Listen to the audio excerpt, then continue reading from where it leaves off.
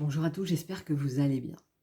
Aujourd'hui, je vais revenir sur une question qu'on m'a déjà posée, enfin une interrogation du moins. Certaines personnes ne comprenaient pas que le ou la pervers narcissique avait déjà retrouvé quelqu'un, mais et depuis un certain temps, et que ça durait justement, et que ça durait, mais un peu dans la lune de miel. Donc là, c'est important de comprendre différentes choses, en l'occurrence même sur les victimes. Je parle beaucoup des pervers narcissiques et j'y reviendrai parce qu'il y a aussi des spécificités même pour répondre à cette question-là. Mais là, je veux distinguer en fait 2 types de victimes. C'est-à-dire que, bon, les 2 sont victimes, les 2 sont sous emprise, les 2 ça va créer des souffrances, on est d'accord. Mais en fait, ça va pas se manifester de la même manière. Il y a des personnes qui, après la lune de miel justement, ça va passer dans ce cadre destructeur et voilà, petit par petit, en général, c'est vous qui êtes sur ma chaîne, donc je ne vais pas vous apprendre ce que vous avez vécu, hein, vous le savez parfaitement bien, que ça va aller de mal en pire et avec vraiment une remise en question, avec de la culpabilité, avec des reproches, avec, un sentiment de peur qui fait que en fait, on sort de là en étant, démoli, clairement. C'est vraiment de la violence, psychologique pure. Maintenant, il y a un autre type de personne qui est, peut-être, j'aime pas dire davantage dominé parce que ça laisserait des niveaux, mais qui d'office en fait vont faire cette lune de miel où tout va bien, vont mettre la personne sur un piédestal, bon bah comme n'importe qui au début, comme n'importe quelle victime, mais elles vont continuer à garder la personne sur le piédestal quoi qu'il se passe. Elles vont, complètement adhérer à la personne, exactement faire comme elle, parler comme elle, redire des mots comme elle. Enfin, en gros, devenir un clone du pervers narcissique, mais sans vouloir se mettre en avant, bien évidemment, hein. Le but, c'est pas qu'elle, elle devienne, dominante. Au contraire, c'est qu'elle reste derrière, en coulisses, à amener les choses. Elle sera complètement, à la merci de l'autre, mais sans qu'il ait besoin de lui demander. C'est-à-dire que, dans le quotidien, d'être là, pour lui, pour elle, pour faire des choses à la maison si c'est dans un couple, pour amener de l'argent, pour être son allié dans des pires moments, en fait. Mais le pervers narcissique n'a pas besoin de lui demander. Il n'a pas besoin de la détruire pour obtenir ça parce qu'en fait, la victime va le faire d'office. Naturellement, elle sera dans cette soumission profonde qui fait qu'elle va devancer les envies du pervers narcissique tout en continuant, comme je le disais, à le valoriser, tout en elle restant en retrait. Et si au début de la relation, parce qu'après ça change très vite, elle a un avis différent d'une situation, voilà, de n'importe quoi qui se passe, voilà, dans la vie quotidienne, qu'elle va émettre une opinion et que le pervers narcissique a une autre opinion. Dès que le pervers narcissique va émettre son propre avis,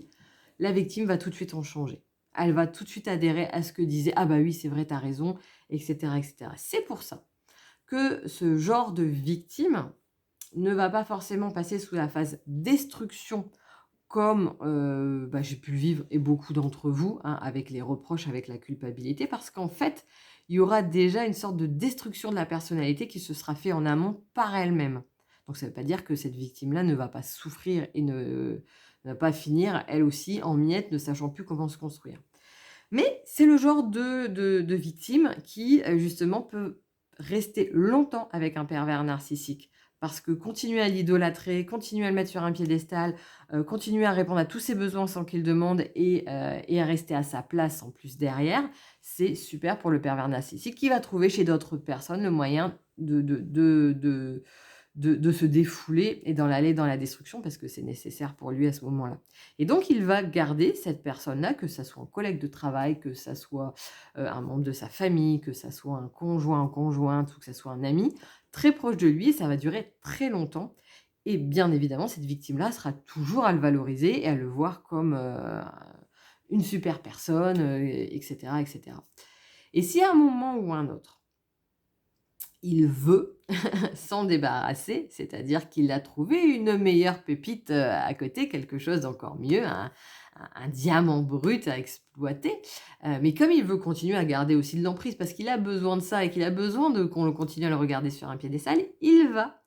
manigancer les choses pour que la séparation ou l'éloignement si c'est dans un couple, ou l'éloignement si c'est dans un autre contexte, se fasse petit par petit, est toujours tourné dans le sens du pervers narcissique. C'est-à-dire, pour vous donner un exemple concret, par exemple, il peut être marié à quelqu'un, donc parfaitement soumise, mais qui a quand même peut-être quelques petites choses qui ne lui conviennent pas, ou alors qu'il trouve mieux chez quelqu'un d'autre, les 2 ou les 2, hein, de toute façon. Et donc il va se mettre avec ce quelqu'un d'autre, ça c'est clair, hein, ça ne dérange pas de tromper bien évidemment, mais à un moment il va peut-être vouloir officialiser avec ce quelqu'un d'autre et donc ça veut dire se séparer, donc là en l'occurrence c'était, sa femme qui s'est séparée d'elle. Mais il va amener les choses de manière à ce que ça donne l'impression que c'est une décision commune pour eux 2. Il va amener les choses en cachant qu'il a bien évidemment une maîtresse et déjà quelqu'un, parce qu'en plus il faut qu'il nourrisse sa bonne image, mais il va amener les choses aussi pour que finalement la victime, à un moment ou un autre, puisse, elle, rencontrer quelqu'un d'autre. Et là, il va jouer le bon seigneur. C'est une réelle, c'est quelque chose de réel, de dire: «Mais c'est bien que tu vives ça avec cette personne» et cetera et cetera. Il va peut-être même devenir le conseiller de son ex, par rapport à ses relations, par rapport à pour garder son emprise, bien évidemment et il y aura quand même, une surveillance, hein, pour être sûr que justement l'emprise reste et que, le nouveau conjoint, là, en l'occurrence, était aussi manipulable. Donc il pouvait en faire, jouer sur tous les plans des 2 côtés, de manière à ce que son ex le remercie lui pour son attitude, pour son comportement, continue à le mettre sur un piédestal, continue à lui apporter, son soutien dans quoi qu'il fasse, son aide dans différents projets et cetera, à le valoriser et lui, quelque temps plus tard, pourra alors mettre sa nouvelle compagne en valeur, là, le mettre de manière officielle et ça passera, très bien au point de vue de tout le monde qui diront: «Bah oui, mais c'est normal, ils se sont séparés, tout s'est bien passé, elle a rencontré quelqu'un, donc lui, il est fait pareil de son côté, c'est normal» et en fait, il retourne tellement la situation auprès de tous que la victime, en l'occurrence sa première victime, continue à rester sa victime, même s'il s'est séparé d'elle. Elle continue à être sous son emprise malgré tout, quoi qu'elle fasse derrière, peu importe les personnes qu'elle va rencontrer, il continue, à avoir du pouvoir sur elle et c'est une victime qui ne se rendra pas compte qu'elle était dans une relation toxique, qui ne se rendra pas compte qu'elle est une victime d'un pervers narcissique, qui peut se rendre compte qu'il y a quand même des touches de soumission, mais sans forcément vraiment aller au fond du truc pour se reconstruire parce qu'elle ne se rendra pas compte à quel point, elle a été de la pâte à modeler, si je puis dire, sans être péjoratif, mais c'est vraiment ça dans l'élan et donc c'est une personne qui n'ira peut-être pas sur ce genre de chaîne parce qu'à aucun moment elle ne se reconnaîtra comme telle et quand on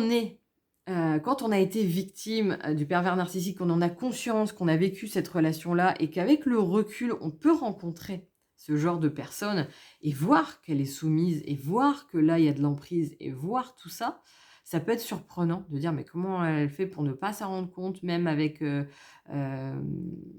même avec l'espace qui lui a été donné, comme il y a une séparation ou un éloignement, même après tout ça, mais non, en fait, son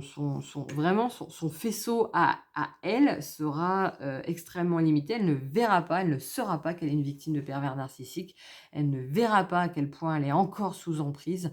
et donc c'est une personne qui ne mettra pas des choses en place pour elle se reconstruire.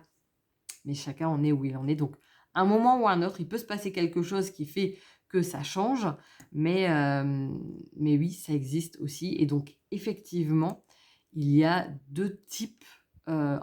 grosso modo, hein, bien évidemment, de modes de fonctionnement des victimes du pervers narcissique qui font que la fin n'est pas du tout la même et la relation n'aura pas été la même non plus, ni pendant, ni après.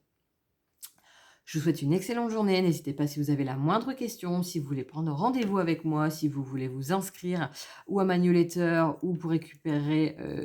Nouvelle Perspective ou pour récupérer une vidéo sur les étapes de reconstruction, sachant que j'ai aussi derrière l'intention de lancer un projet pour mettre en place justement à la fois une communauté, mais aussi, un espace, et d'information et d'exercice pour se reconstruire, pour remettre des choses en place, avec davantage de bienveillance et ce genre de choses. Donc je vous en parlerai très prochainement quand ça sera mis en place. Mais les premiers qui seront au courant, ça sera, ceux qui sont inscrits à ma newsletter parce que dessus je partage régulièrement les éléments. Donc n'hésitez pas à vous inscrire si vous voulez avoir les informations en premier lieu pour, pour pouvoir vous aider, suite à une relation toxique à mettre, d'autres choses en place dans votre vie. Ça ne sera pas un suivi thérapeutique, tel que je peux le faire avec des personnes en rendez-vous individuel, bien évidemment, parce que là je parle d'accompagnement de groupe. Mais ça sera un complément finalement à ça, ce qui fait que si vous avez déjà été suivi, vous pourrez ça vous fera aussi le plus grand bien. Si vous êtes en cours d'être suivi, que ce soit avec moi ou avec quelqu'un d'autre, ça vous fera le plus grand bien. Si vous n'avez jamais été suivi, ça vous fera du bien aussi, mais à un moment, ça ne prendra pas pour autant la place que peut, vous apporter, un suivi individuel. Donc, n'hésitez pas, vous trouverez en dessous de cette vidéo ou dans les liens de ma chaîne YouTube tout ce qu'il faut pour pouvoir vous inscrire. Je vous souhaite une excellente journée, je vous dis à bientôt.